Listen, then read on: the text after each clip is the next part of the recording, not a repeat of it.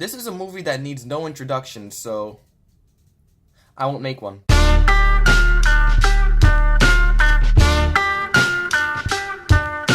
The Dark Knight is, well, you already know.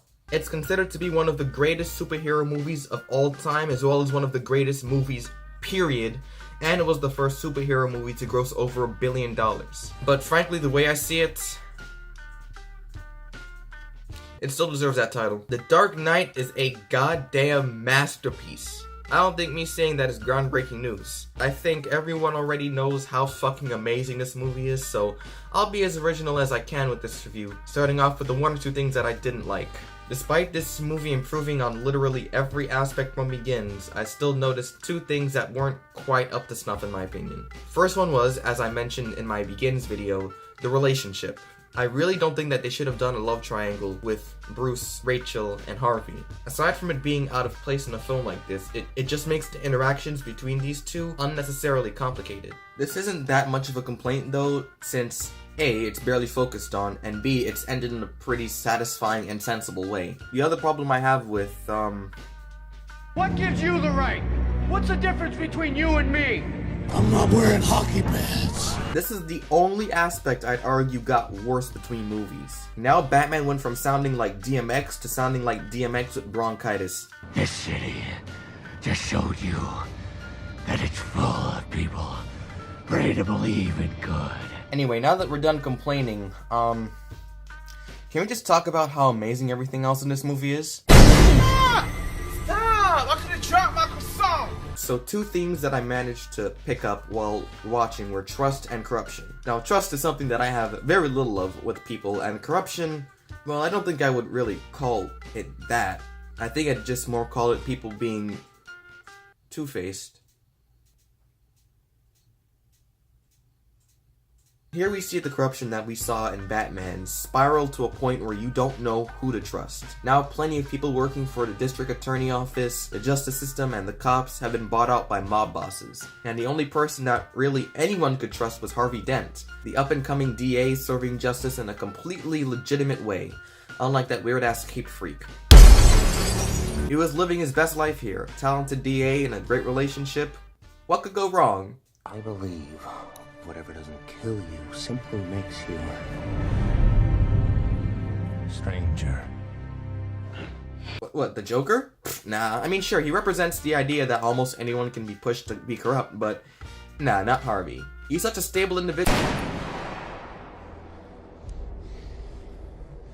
How's that feel? I wouldn't! Oh.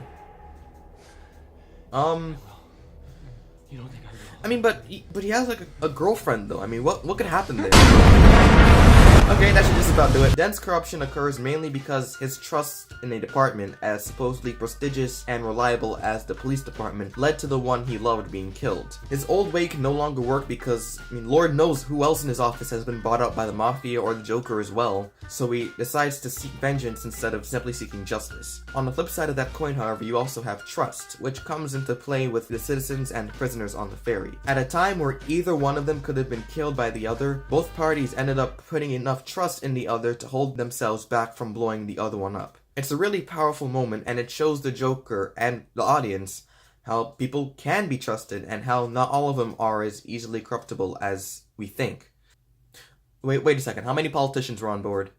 Oh, you guys are cheating! The Dark Knight is what every sequel should strive to be. Not only does it take nearly every single aspect from the first movie and vastly improve on it, but it's also just a great standalone sequel as well. And it's great to see more sequels take this more independent approach. They took the plot and characters and went everywhere with them. It's perfectly paced and structured with everybody in the cast being in their top form. I mean, just look at Katie Holmes in this. She tried so hard that she transformed into Maggie Gyllenhaal. Okay, but jokes aside, she just conveys this confidence about her that I just really didn't see that much from Holmes. I mean, just compare this scene with her versus the Scarecrow, and then with her versus the Joker, and the difference is just night and day. I mean, technically the Scarecrow is a much more powerful villain than the Joker, but here, I mean...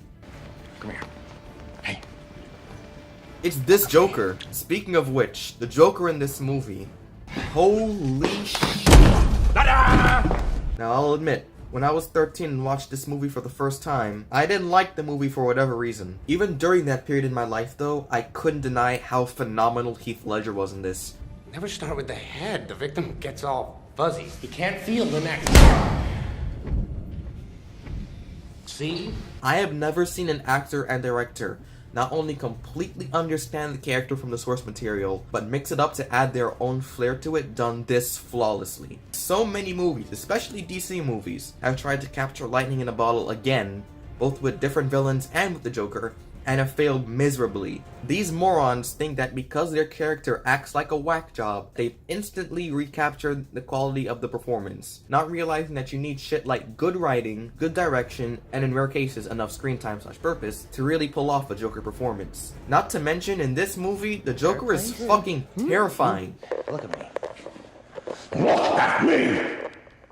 Lots of people point to the scene where he holds one of the Batman imposters hostage as the scariest scene in the movie. And yeah, it is pretty intimidating, but the scene that terrified me personally was the scene where he crashed Bruce Wayne's fundraiser. I think it's because before the Joker arrived, we saw this sequence of events that really gave us an idea of exactly how much power the Joker has, even when he's not on screen. And then right as it hit its low point, Joker comes in and it's just so intimidating that it left Michael Caine speechless. Good evening, ladies and gentlemen.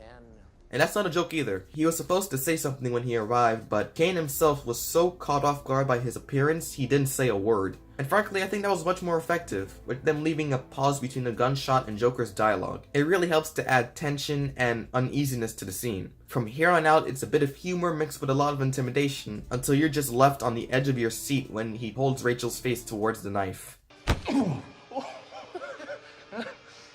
Little fight in you.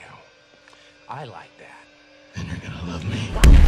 I have never let out such a heavy sigh of relief. I mean, this is just a perfect scene here. Perfect usage of score, performances, editing, camera work, and pacing. Speaking of perfect, this fucking car chase. Hey, you ain't like everybody else, pal.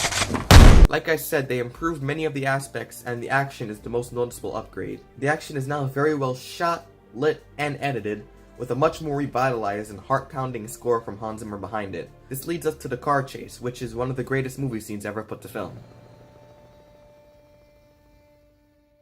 First, let's talk about how the music is used. Now, they knew that if they put too much music into it, it wouldn't be as intense. I mean, that's not to say that an action scene can't be intense with music, but it does help if you have as little music as possible. It just helps the scene feel much more real and grounded as a result. However, if you do want to make an action scene with music, at least make the music, you know, intense and good. And that's exactly one of the reasons why this scene works as well as it does. Not only that, but the scene's editing is awesome and, at certain points, can have really good moments of levity in it. In an age where some superhero films are starting to go a little bit overboard with it, it's nice to see it done with some restraint for a change. Finally, it really helps that Christopher Nolan tried to shoot everything that he could without using CG. This was practically done. So was this. So, actually, no. Not that one. That one was CG. But it's so good you wouldn't even have realized it until I just pointed it out. This is real.